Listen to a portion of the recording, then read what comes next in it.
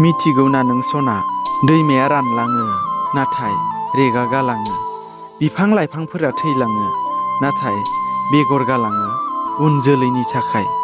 नाथाय नों आंनो मा होलांखो दुखु आरो हांमानि अनगा।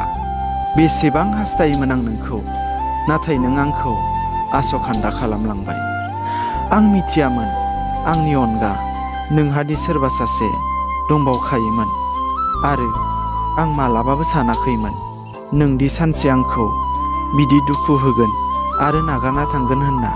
बिनिखायनोथ' नों आंखौ केयार खालामामोन आरो आंनि अननायखौबो बुजियामोन। नोंथ' आंखौ नागारलांखाबायानो, नाथाय मोजां मोनलायदोंमोन जों सानैजों, आरो दुखुखौ दिनै आं हारसिंसो मोननांबाय।